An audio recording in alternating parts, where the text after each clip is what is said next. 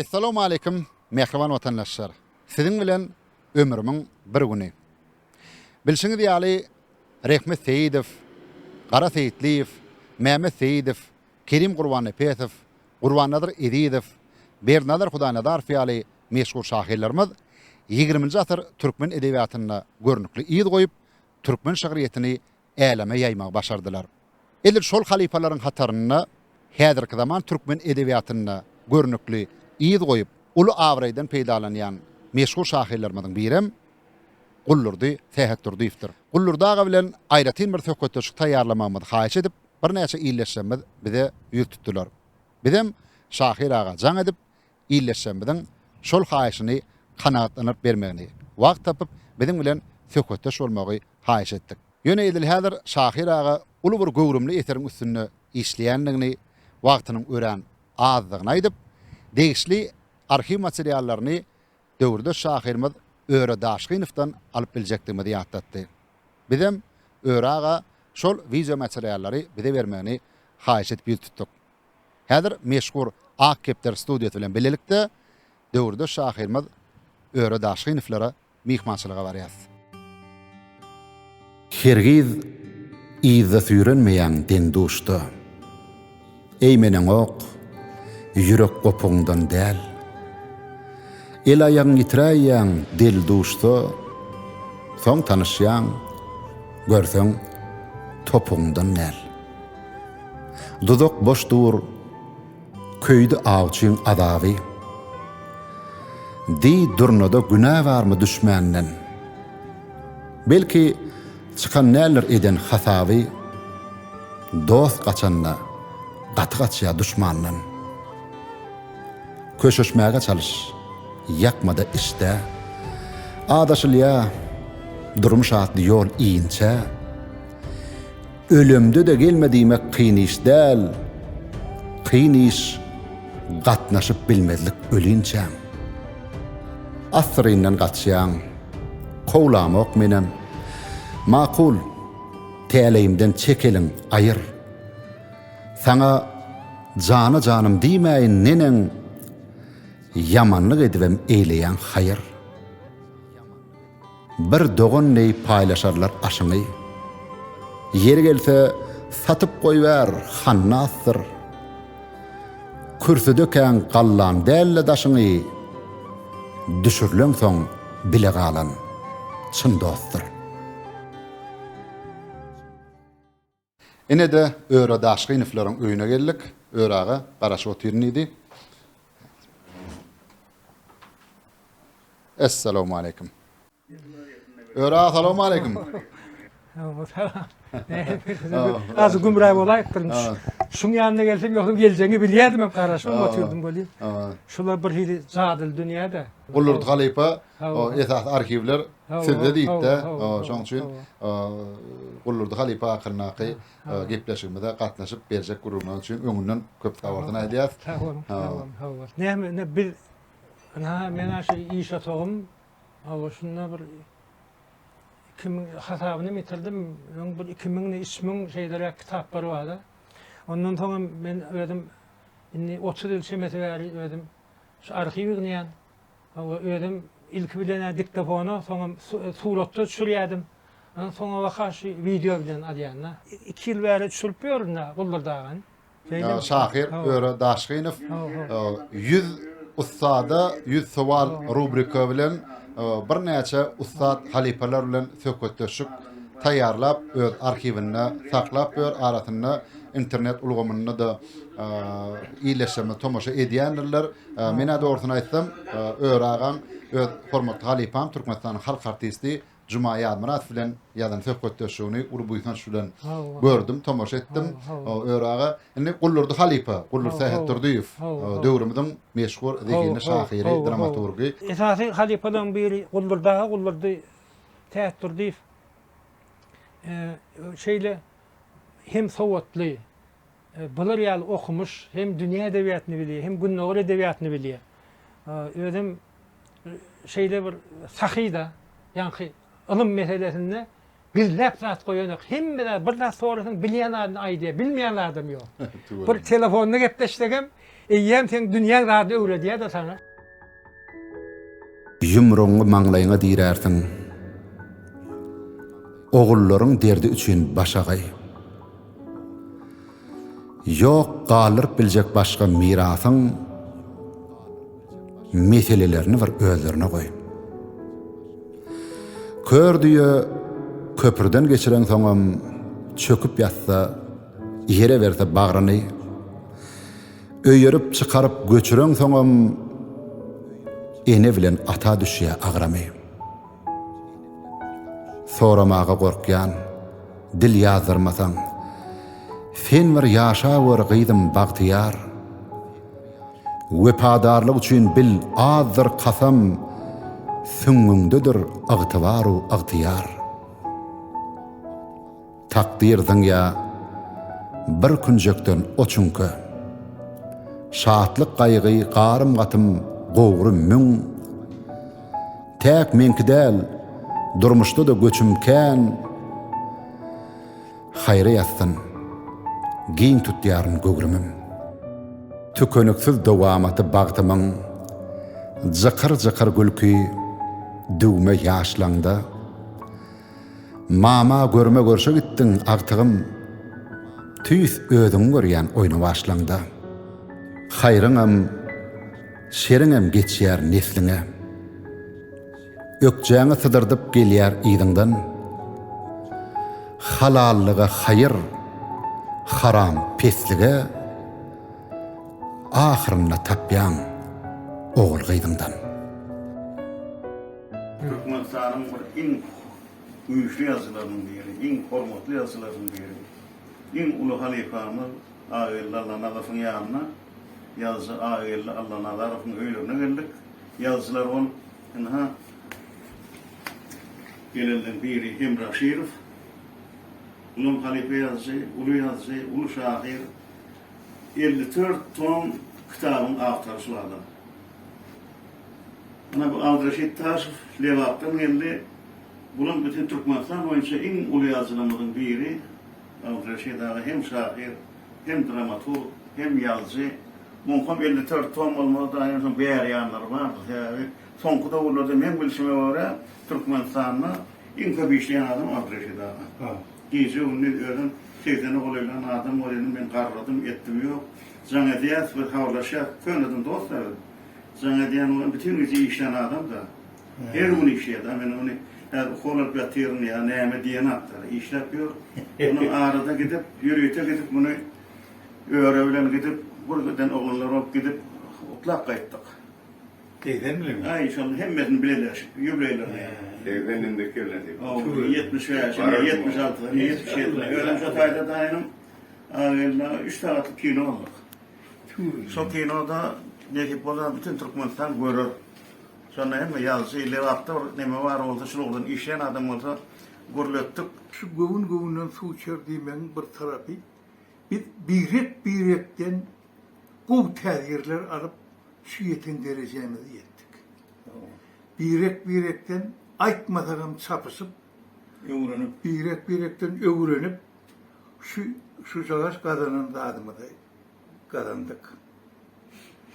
Men bir fedaydın, kalbıma seyahat deyip kitabını atıp koyutturdu. Kalbıma hem alıslara seyahat mı son? Son adı neyme degmeye. Ben şunu adını okamdan sonra Agilli'nin üstüne geldim. Agilli dedim. Şeyle o atapsın ay. Kitabım şeyle azayip kitap da. Bu onun sonra yazacağın varlığını. Önüne de kol fedorsan var eken o. Kakızan durduğu iş yaptırdı. Ay bir azayip eser de Agilli'nin çok kitabı. Birekten öğrenýän gaty dogry. Şunu bilen öğrenýän adamlardan biri şu adam. Birekten görürlerlik. Yine şol adamlar şu wagtnyň ozagynda oturlar. Men sorak gelipsiňiz köp sag bolsun aýdýan. Men burada açyk aýdaýyn, bir bolanlar tary. Bir gelip meni Atamrad Atabay, Nowotkul Recep, Agilli Allah Nadar, Kakabay Guramrat da bile ýaşaýarlar, onlar galtyroýdy. Hay bu döwrek. Mihman çağırdılar beni. Mihman çağırdılar. O ne benim mihman kabul edilen yerim Atamrad Atabay'ın öýü. O tayarlık korkturlar, rahat ettiler. Ay, menem bir hil radam oturdum. gurrun etdik, kän gurrunlar, yazılar, şahirler, edebiyat hakkında, durmuş hakkında, gülüştük, ettik, oturduk, onun gaýtmaly wagt geldi. Ondan men turjak diýip turşy uğradyp goýam, aýyrly aýtdy, gollur diýdi, gaýtmaly däl diýdi. Ben tek mehmançylygyň ýar diýdi. Yatık Yani kaldı. yok, men öýüme gitip diýdim, men öýümde ýatýar, ona ertir goýuryat, bu sen goýurmaýat diýdi. Onun kaptanlyk öýü var ekeni. Onun öýlerine bardyk, ne şunu aýçyp goýanda adam, şo taýdy üýüşüp, ýetsekli adam bolup edebiyat hakkında eden gurrunlarymyzdan aýylyň öýüne gelip ikçek edebiyat hakkında gurruşdyk, oşundan eşden atym, ondan 10 sekenler. Täbir deme aýyly diýlen adam dogrusyny aýdýar. Kim bolaýdyn? Hiç yüreğinde bir da diline başladı yok şu adamın. Ondur dediğin doğru. Haydar abi edebiyata verilen adam. Verilen adam, halife adam. Yüreği öyle. Tabii. Guruldu bir kovrup geldi. Anırdan. Edebiyata kovrup geldi de. Tahta bırak. Bir ilnemiz bırak. Ama yol verin. Tahta bırak geldi. Sebebi aydası gelen zatı kendi. İyili bereti gelen zatı kendi. Tahta bırak. Son üçünüm kömek geldi, Abdüreşit geldi, bir hili katı zoma parayan oğlunun irinden ılgap yetti bir. Ilgap yetti. Yo indi geçendir men kendi onu. Şu tayini ben kinoman yani. Men hakkında kino nedir? Şey tekstin sona giriyor. Yok. Şey diyecek. Ondan yani ben sonra yeteceğini ben anladım. Buranın nereden yerinde geziyor ka. Benim vardı ziyarette, benim vardı ziyarette. Sotaydı. Sonra bana gitti. Ağaç dedi, ben dedi, 2 tomluğun tayinlenecek dedi. Ben ettim. Ay tayinle 2 tomlukta çıkartmayadılar. 2 tomluğun tayinle dedim yani. Barbatı bir kitabını zordan çıkardan adama 2 tomluk bilmek, o da katı ulu zattı. Yardım edilmeyen. Yardım edilmeyen zattı. Sonra ben ettim. On çıkma Halif Ahmet'in kitabının çıkma buraya beğendirdi. İkinciden yine bir verilen zadım ahlaka vuruluydu. Ahlak. Anlatayım ahlakın. Şomu eden ahlakın. Murat Kosoy'un ağırdı. Men hazır Kur'an'da edil hakkında haktan senip 2 tom roman yazdım. Doğru. Onun kutabını okudum, koydum. Doğru. Son içinde de en kuvveti üzerine de ağırlı Allah'ın adar hakkında da yazdım. Sana edin komiklerim. Moskova'da sağlar, Oslo'nda atlan var ya. Kuvvetim, giyin şeyin yazdım. Sonra ne deyip olsa okuyup versen, ben getir kadarını öyle. Ne deyip olsa. Yine şeydi, son ihlas bilen şeyden sokur gözün yaş çıkardı. Ana son ihlasın seni şunu kuldurdu etti. Yazı kuldurdu etti. Tamam. Şimdi bundan meylegem, şu özün kalbinde aydadın gelen zatların hemmesin aydıp öz iline getirmek. Münasibetli eserler dörüdüp soğut etmek, serpa etmek nasip etsin. Şu halkın içinde bir gurrun var. Ay yazılar birbirine bastaş oluyor.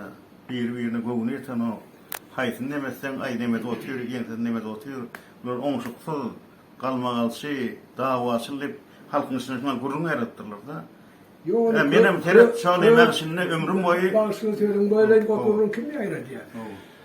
Kördehin yazıcılar, onlar edebiyatına adam değerli, yankı edebiyatı ve atanlıkta gelen adamlar şolar yayradı onu yayradığını şolar. Hakikatında bir hem işi de ağlı bir. Onlar şol edebiyatın cedeli, onun katı bir cılvacılıklı cedel var ya. Şol cedeli olur yankı öğleri onşukçuluk deyip düşünüyor. O neye doğru? Yine bir eğer ağdağla olunmasa çağlar edebiyatından şeyler, kovu işler ettik bir. Saylanan eserler çıkardık. Küçücük soğutluk bir topluluklar çıkardık. Beyik çağlar edebiyat diyordu. Herden şol taklanıp dur, herden taklanıp dur. Gördüm dinle, bizim çağlar edebiyatımız. Birine ağa geldi, benim sonki 25-30 yıllar bir ulu kıssa yazıyat, kiçi kıssa yazıyat, ullar üçün yazıyat, çağlar edebiyatının yattan çıkarım yok. Şonda da bizim çağlar edebiyatını yetiren geleceğimiz her birim Çağlar edebiyatının klasikleri da ikiydi. Yok, ullar edebiyatının derecesinden çağlar edebiyatının derecesi. Yok, Her birim belin. o- Şu vaktan belin. O derece yetirilen aldı. Yetirilen o. Şimdi ben sözümüzden hem yad etmeli ağırlığını. Şu eğer Türkmen cemiyetçiliğinin içinde bir neme bar olsa, şunun içinde yazıcılar diyen, şahirler diyen cemiyet var. Şu katı birbirine hürmet koyan, katı ağdavir, katı birbirine düşünüyen, birbirine küyüyen, birbirine önüne şart koyan adam yazıcılar, şahirler. Elbette. Şu an bir noktam şu. Sen zannet oturtun ağırlığında, men zannet oturtun. Buna levaptan gelip men şu elek ağırlığını korkutmadan men kaçacaklar, katı korkutacak benden değil. Ne var ya bu da fark gelen adam şu. O altı şey daha. Öğrede o zaman kaydaymalı onu ağırlığın anlayıştan benim görün şey yaşlığını deyip öğrede bizden bile kayıttılar. Şunun için yani halkın içine yayırılan vurumlar katı ne doğru. İn ağdı verir. İn birek düşünüyen, birek oynayan şöyle yazılardır, şairlerdir. Ribaka bir dizdeli ka diye var. Kavul mu? Kavul mu söyledin? Emre kavul mu? Kavul. Avdöşet doğru mu? Doğru ya. Her kim ödetlerini geldi ya. O bir arasında diyor var. Sorun hem de bir yeri bizim vatanımızın, Halkımız. halkımızın Son tarihi, sorun yemedi. İnneki nesiller şunun. Halkı edebiyat diye esasında edebiyat olmasa halk olmayardı. O esası bir gerek lazım bir edebiyat olur. Yine sağlam gerek, subotum gerek. Edebiyat onun has zarurat gerek. Sebep ol ruhu gerek. Şonsuz olmuyor. O karın dokluğu kanaat vermiyor. Ruhu da dokluğum gerek. O edebiyat çökmez gerek. Öyle beyir edebiyat gerek. Halkı beyir edebilen edebiyat. Yine görüyor musun? Kırılları dünyaya el tanıttı şimdi aytma. Ya olmaz yine o kadaklarını Olca Süleymanov, Resul Gamzat yine Dağıstan'da görneği meşhur etti öz halkını. Yine şunun için on yazıcı, şahir, on katı seyrekte olayan öyle yankı bir ikbali çuvende halkını eğri edebilen adamlar. Böyle adamların tarafından hem işe halk beyik saklarım ile ağırlayan doğayt diyorum demişse kaytalayan sözü var. Benim şoför kovuyor yani, benim kaytalayan halkıma döneyim diye. Halk en beyik hem en küçük oğullu sağda en beyik baha kesici halk. O beylekip ağaların bari başkası. Halkın bahası yani baha olmuyor. Şunun için halk biliyor kimin kimdir. Köpten merdadımız çıkan o kimre. Yöne olin, halk zannedem dur, internete vermem dur, yine de son için aydan halkıma döneyin. Halk bırdat edebilsen, öyle Tanrı yalkadın sen yatlamağı sol, Tanrı yalkadın sol. Bilmese de görün ýaly aynada öz gıylarynyň saklan ýaly sarpasyn dawada gaýnyny hemem gaýnata ogluň däl gelininiň alýa arkasyn. Eger iki çağan ýakalaşaýsa sorap durman sebäbini neçüýünün tutuşup bijayrak ýykylşaýsa tarapyny çalýas ýeňden kiçiginiň.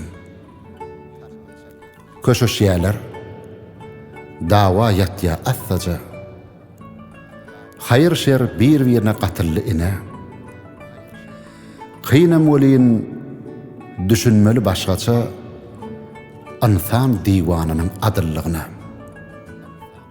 Aslynda madam öz ayagyndan asylýanlar goýunyň hemem geçiginiň güýçli günün görür, sen ayagyna arkasyna durawary ejidim.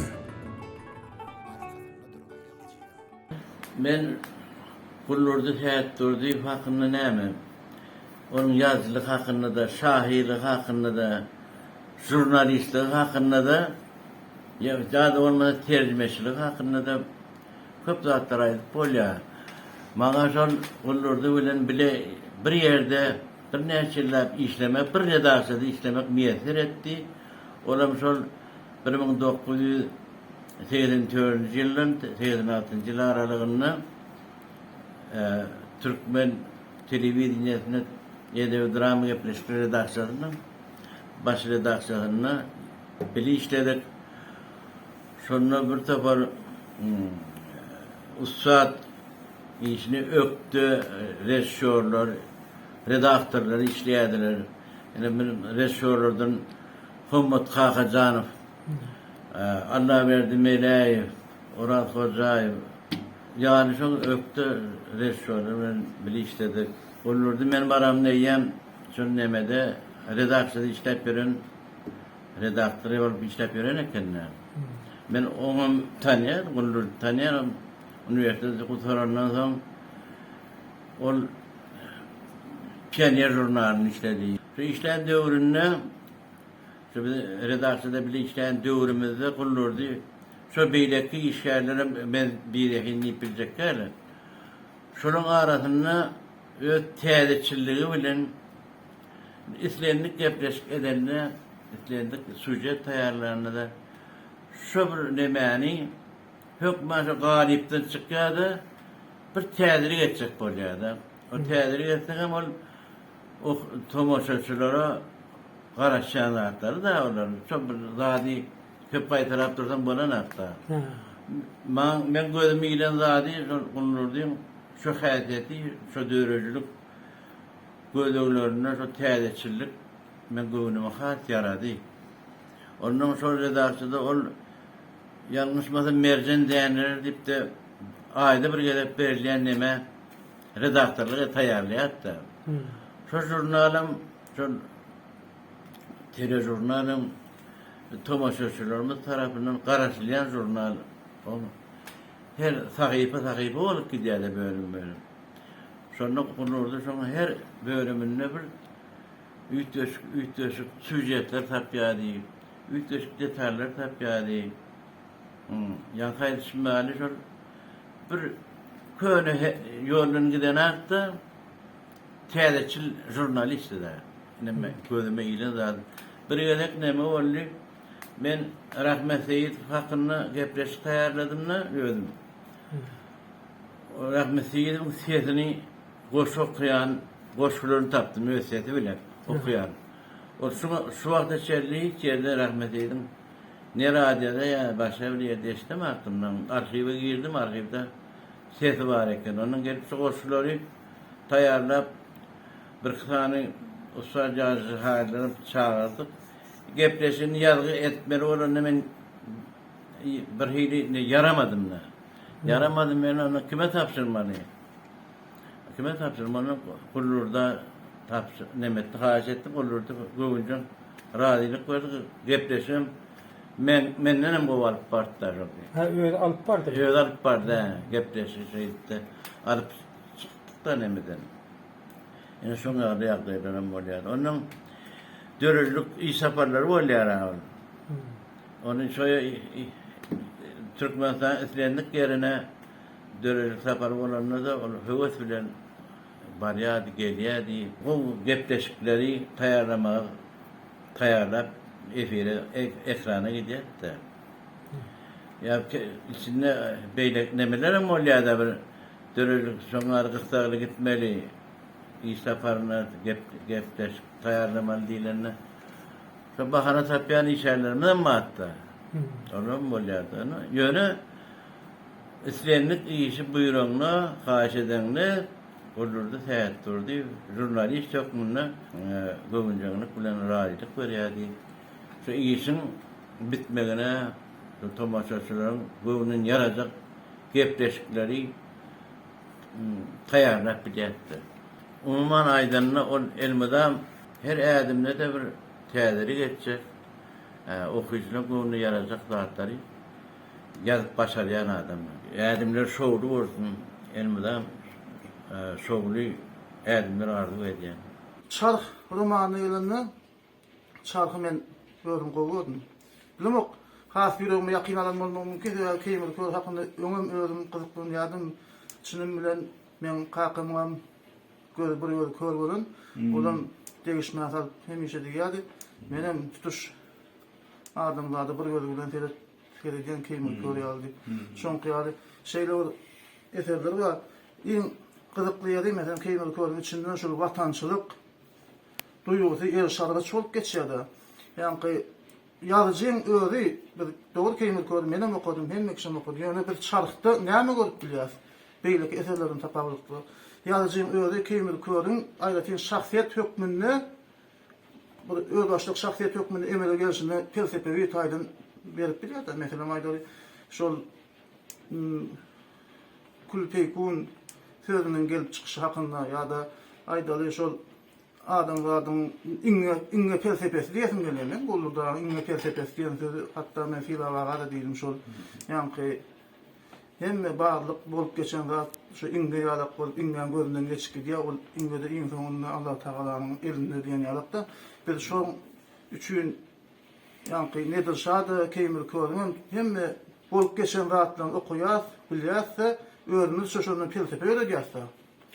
Şonu felsefe taýdan düşündiren üçin men gaty özüme ýakyn boldum we beýleki ýaşlarda şonu okumagy maslahat beresim gelýär. Paýery teýgörüm mozu program teýgi gatdygyny, paýery adam mozu program adam gatdygyny, paýery bir ahwaly düşündirýän mozu program ahwalaty, döwrüň ähmiýetini açyk görken bir adamyň ýa-da bir döwrüň jemgyýetiň ähmiýetini açyk görkenligini men gulludagadan öwrendim. Tanışlarım içire iň näweledim ödüm hakda bilemek hiç zat. Yoksa kılmışlarım dinmän eledim, hemem dağıtıp gördüm doğduğum dişlep. Yeterlikdir birce tağam dağdanın keskitleyen yönü ne öň ne de giç ökünüp kän dişlep gördüm doğduğum. Emma ödüm tanap bilmedim men hiç. Mürröltelde ağdın suwardyya kışdy. Teskinlir yılanyň owadan gowy. Näçe gizletem de sırlarım işte. İl meni ödümden tanıya gowy.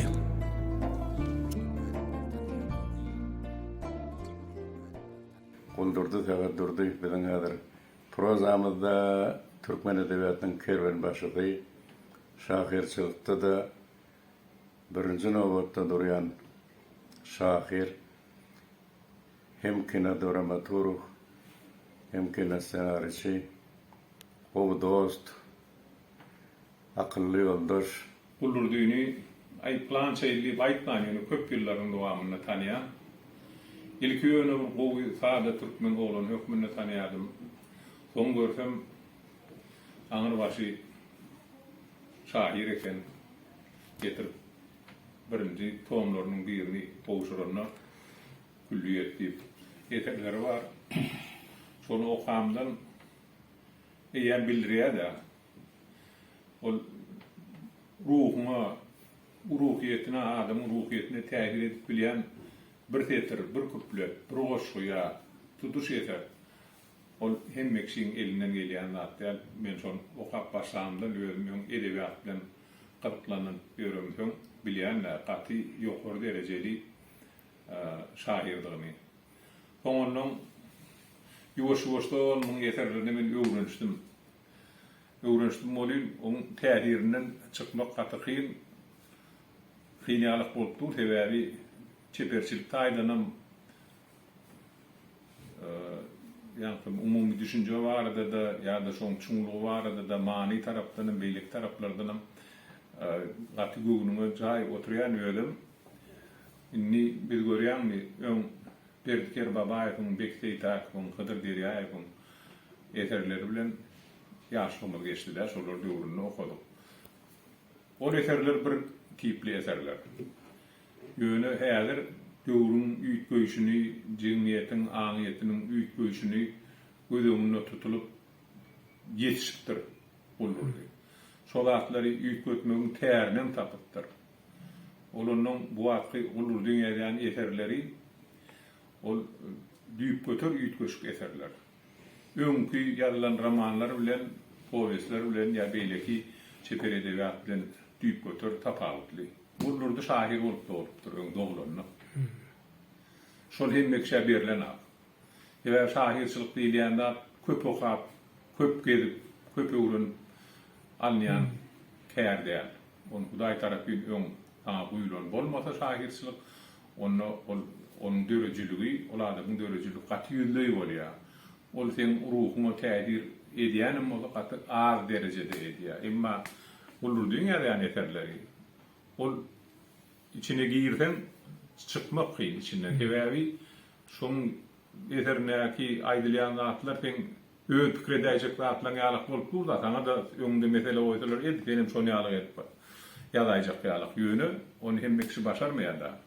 Onuň üçin köpçüligiň jemgyýetiň aňatyny aty düýüpli öwrenen adam bolmaly. Naşol ulurdy şol zatlary aty iňçeden tiýinlap görende adam öz aňatyny dogry işläp bişirip onuň ýaga geçirip şeýtirip okuja edilýär. Men pikir edýän köp iş edipdir eýäm. Näçe şeytana şunu näçe tom? 13-nji tom. 13-14.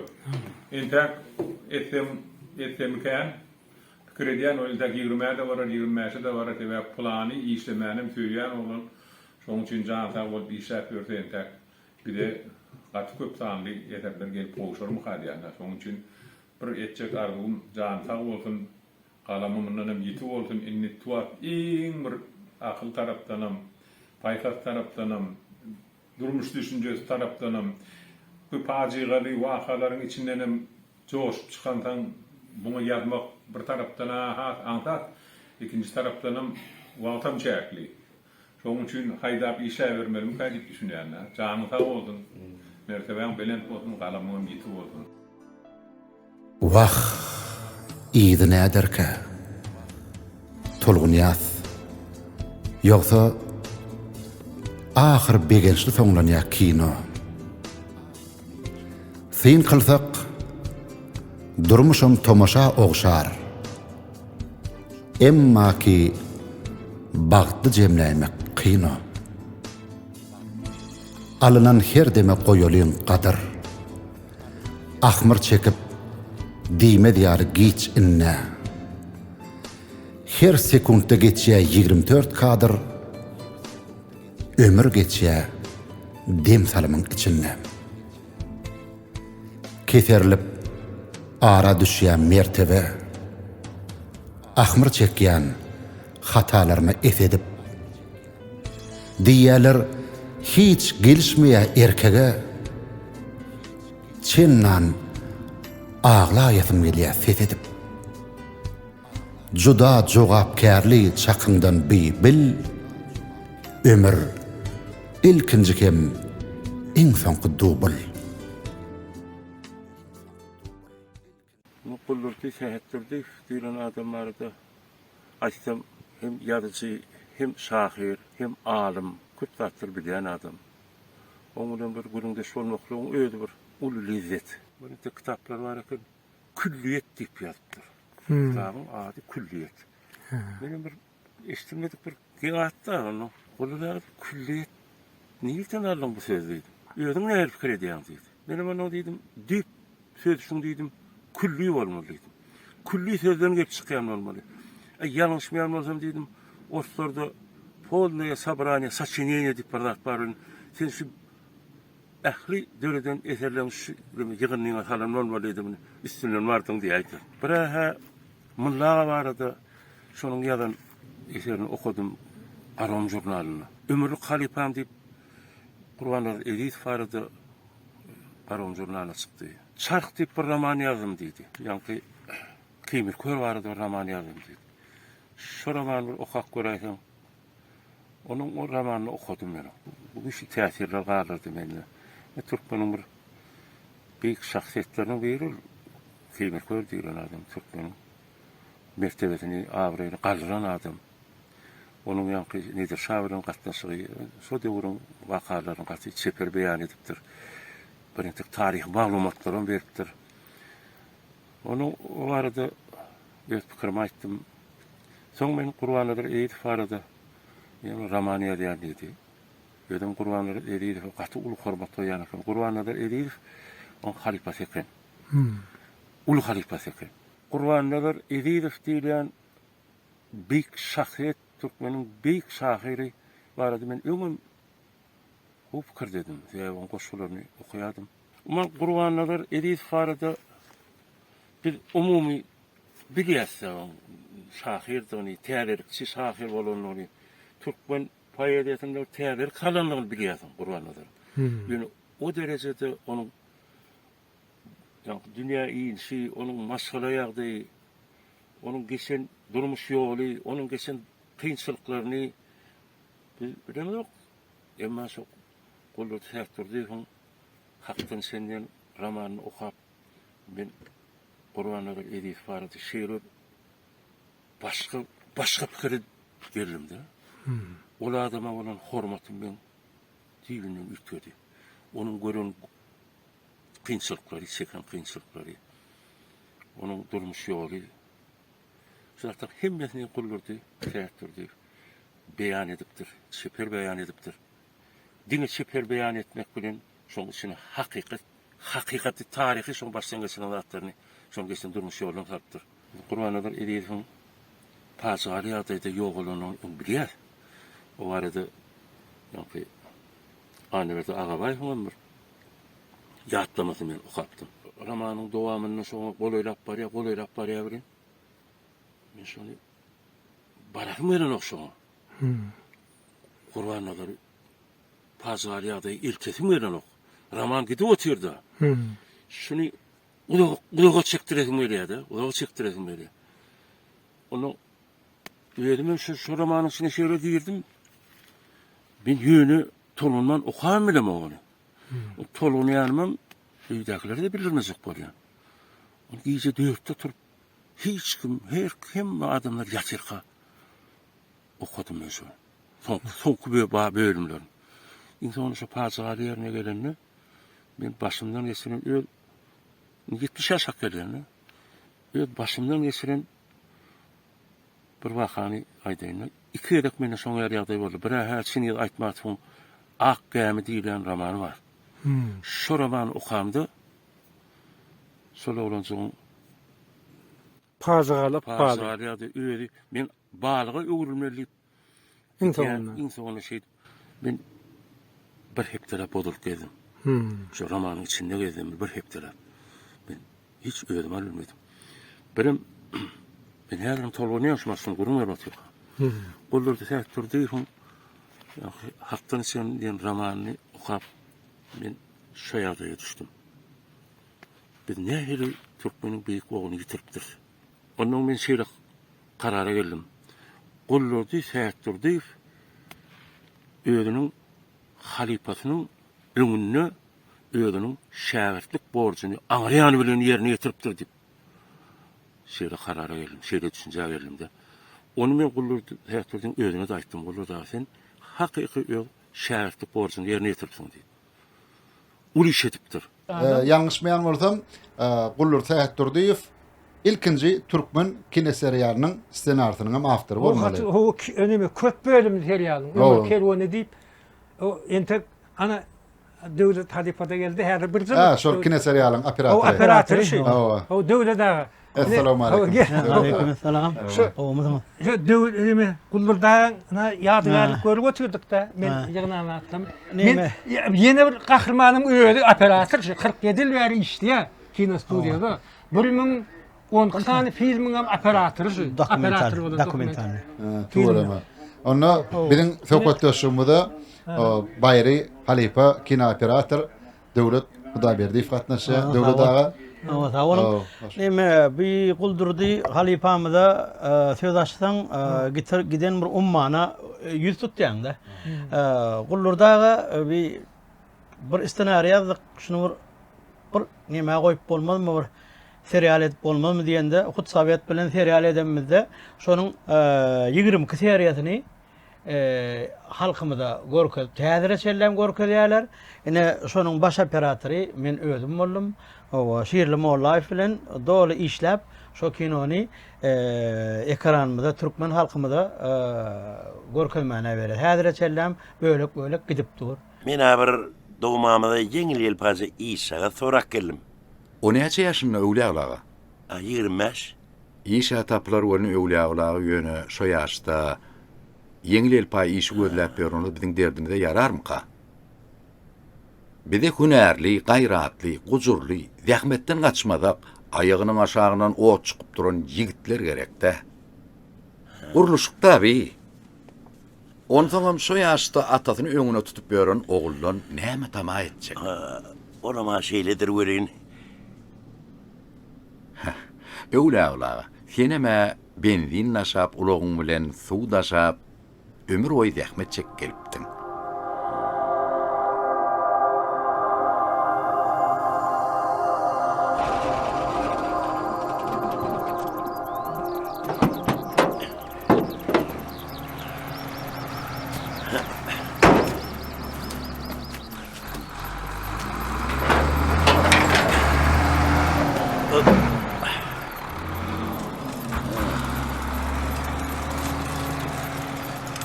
Salamu aleyküm öwlaglaga.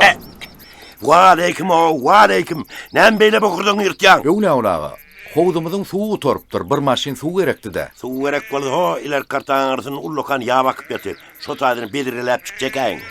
Onu görmän duramokla. Ýöne süýje agyz suw gerekdi-de. Ýöne şokan ol. Häzir elimde ok görýän ana. Bäh, öwlaglaga. Eğer ömrüne bir ýumus buyurdum bolin, gedekli dünýe durýar-da. Gedekli dünýe boldy. Men ýumusum düşdi. Senem bitirmäsene şonu.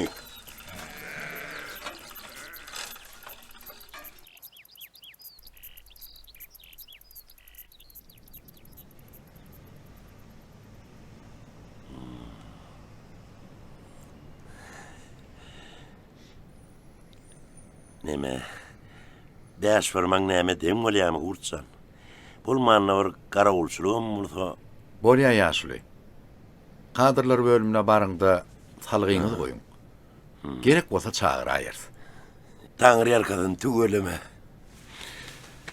Bolýar, sağ olun. Gelip durun. Bolýar. Sağa barmaryň. Gorçan senden tamamam şeýledir. Taňry arkadan ýene bir gedek. Sağ olun. Bolýar, sağ olun. Öne guldurdağa barada aydymda her gedek sere gutur berýär onun guldurdağa diýär. Ha döwletçan näme boldy? Bir zatlar etdiň men temam bilen gidýäm. Men başgaragym geçip gidiberýär diýär.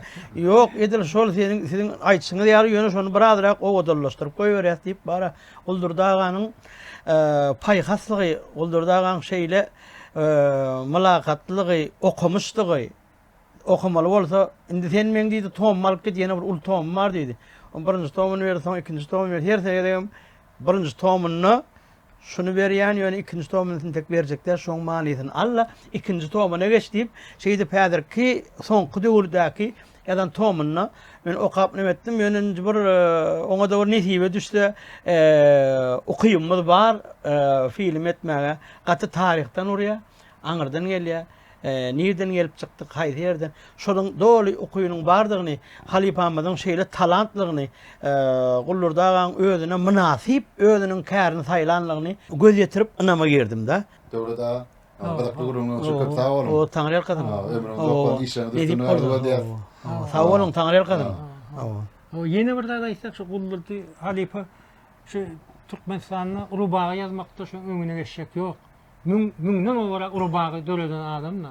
Urubagy bolsa 4 setirde bütün bir romanyň, powestniň pikirini jemläp, gaýmak ýaly edip berilýän herde. O edebiýatçylaryň köpüsi gow bilýänler urubagda, ýani öragan aýdýaly tutuş bir many mazmuny, romanyň bolsun, hekaýaň bolsun, powestniň bolsun, ýa tutuş bir poemada beýan ediljek bolýan, naktaljak bolýan pikiri 4 setirde jemläp aýtmaly, heme oňda galam hakat bolýardy.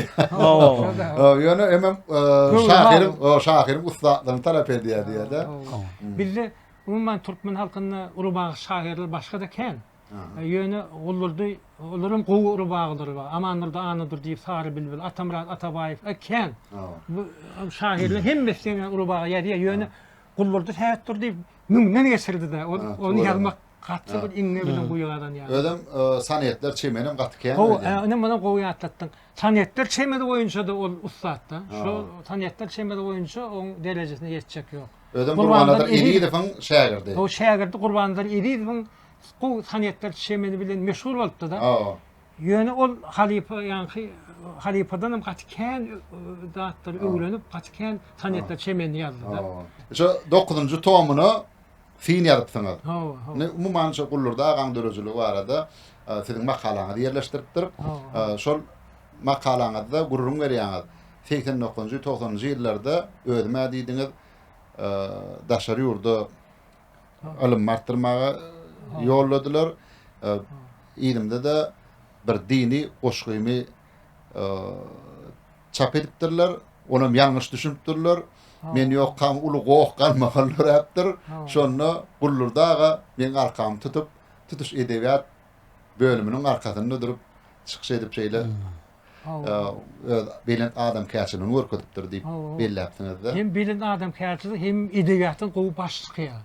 Ol öyle aşıydın bu koşkusunda gönüm mandı düşünmeliler edebiyatta şertleyinlik deyip bir akım var.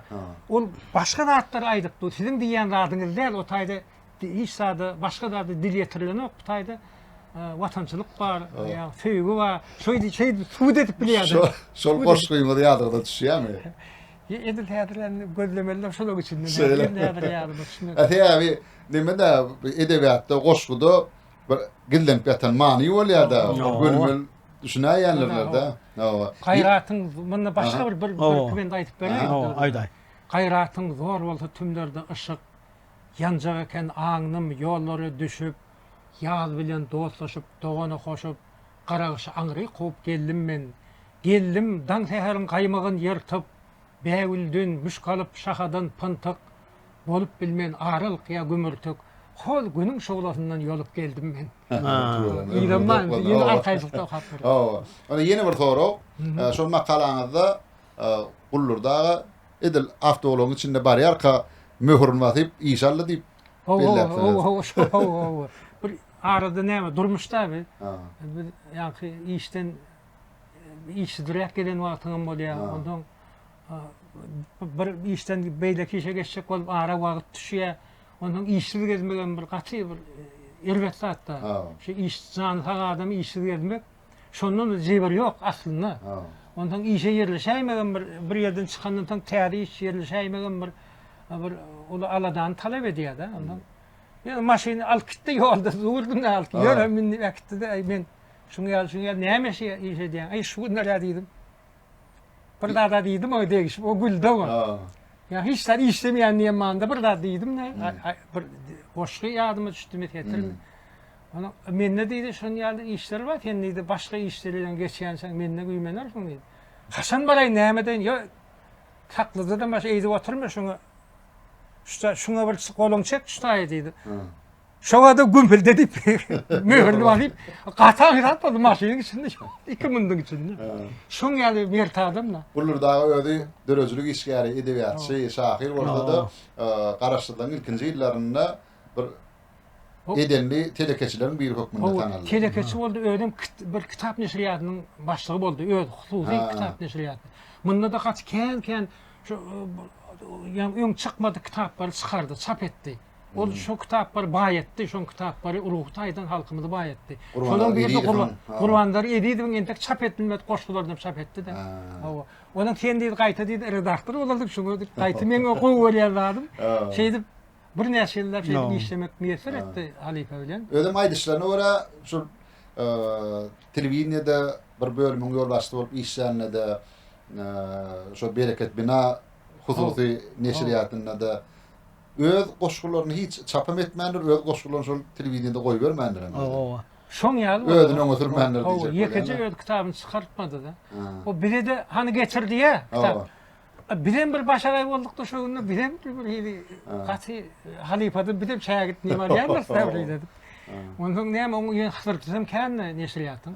O şey dip ýöne gaty gowukda mödünkiň çykarmasa da ulu klasik şairler kitap bardım çykardy. Gurbanlar eridinkini ulu iş bitirdi da, so aýyp etdi da. Ullurdagan öz dörözlük ýol bar.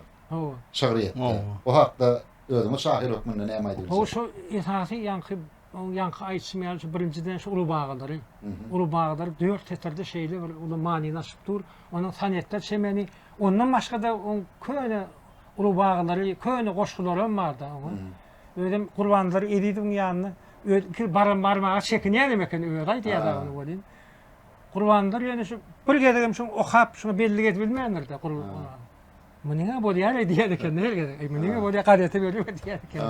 Şol makalaňyzda şair esasen plan ilmden baş çykarmar. Bolmanyna diýip ýazdyňyz da. Gunnogor edebiýatyndan, Gunnatır edebiýatyndan, halk dörözlüğünden. Ullurdaga da häzirki zaman ilmlerinden baş çykarýan hadiýan diýäri goşgularyny okap görýän bolyn. Halkara adalgalaram bar, özüm şoly bir genti täsin kapya getirýär. Hakyky ol öýüne ama suratas goýupdyr da, şu zaýda. Mana Tanyat Pushkin'e bu kim diýip birler da bir ýaşydy gelip. Bu Pushkin bir de Shukşin diýip. Shukşin. Shukşinim bar o döwlet da bilýär. Gaty ol şeýle bir hem dramaturg hem rejissor da. O derejede bir elde iki garpy tutýan gaçy kyn ýok diýen ýaly. Siz Görogly Şadistanynyň bir piyesany ýazyp hödürläpdiňiz. Şol mahalam Gullurt Halipa baş drama teatrynda işleýär eken. Şonu okudum diye, onun bana can ettiler beğenip. Öyle gülüye. Okuyup başladım bolýan diye, şu soňuny sen gynyn rahmet ýaxşy diýip okamajak bolýan diye. Birden soňu neme der? Tagaman soňuny ýetmedi diýdi. Tagama alyp çykdym, beğendim diýdi. Gel. Ondan şonu diýdi, äme hödürlemeli diýip. Ondan ödüm baramda da şu içinden bir latlar aýdyp gülüye de, men sapar köze neme göre oldu ondan. O şonu degişip diye de hiç men kabul edem. Men şu dedimi sen näme beý diýipdiň diye. Ýanky göre sapar köýde göre ol bilen ikiniň bir neme diýen ýeri bar, ikiniň bir ýanky symdykly şeň ýeri bar, gahar gelip. Sen niye göre ol diýýär? Nahar ýemeli bolsa ýok. Näme etmeli bolsa ýok. Şu Hasan uruş bolsa maňa diýýän göre ol diýip. Tap bir gitjek dälten näme diýip. Ondan tap bir toğlanmaşlyk çaý getirip hödür etmeli bolsa ýok diýär-de. O da şoňa gülýär-de odur. Toğrun mäçik diýip ýaman gowy. Men diýdim şu taýna gaýta halaman urul. Şu ýola gaýta diýär. Tomaşaçylar ýylgyrma. O ýylgyrma üçin gerek onuň diýär o gahrymanyny çeper eterde diýär. Şu döwürde de toğrun mäçik bolmanda çoň ýal çaý bolundur diýär. Baramdan derip aldy da Jaňa da aýtdy, şunu hökman kabul etmeli, teatrın adyny hödür edýär, ministrlige jaňa diýär. Bolýa diýär, soň ýene ýyly dolanyp gelip, "Bersen şonu sen baryp gepiň nemedi biletin ýok." Şunu rötülerni öýdip gitdi diýär. Öýle gidip tapşyryp o da geçdi. Ýaly häziram şol Daşaw teatry hem neme beýlekinem neme goýdy, mara goýup berdi. Tuğulama. Ondan ýene bir aýtsam, şu Gullurda ýanky bu hem sağdanny başly. Hem edebiýaty, taryhy, edep desturlary en gowy bilen adamdan biri. Hatda Ömür Efendi de ýazyp berip durýar, bu tabar ýanky nemeleri. Rowayetleri. Rowayetleri. Depter bilen berip durýar. Ömür Efendi de şoň ýazat gerek. Ondan Mulla hakynda da eser bar. Mulla hakynda eser bar. Onuň käbir sözleri bar, men aýtsak bolýanym. O şöýde sözlerden Gullur tapmada başga işim tap bilmeýär. Mulla täsmirat diýmeler, milli täsmirat diýmeler. Milli doğumuna geçecek yok. Ondan o molla şekil deyip bir Balkan tarafta bir neme bağışı var da şonum näde olur şoňa diýip aýtmalylar. Näme diýip aýtmaly diýär. Molla şekil diýip aýtmaly. Birlemeler bar eken, birlemeler bar. Onu birlemeleri getirelim şu edebiýaty. Onun stanslar diýip bir goşşyň bir görnüşi bar. O aýratyn bizde kän ýörgünlükden şonu Gullurda getirdi da. İkilemeler bar, üçlemeler bar. Öýraga, döwletaga, Gullurt Halipa hakynda beren gazakly gurulmagy üçin köp sawatyna diýär. Produktdan peýdalanyp sizin adyňyzdan hem ähli tomaşaçylaryň adyndan hem iýleşmeden edebiýat öýjüleriň adyndan hem şair Gullurdy tähetdirdi we uzak ömür mundan beýlegem önümni işlemek tüýsürekden arzuw edýär. Sağ olun. Sağ olun. Sağ olun. Sağ olun.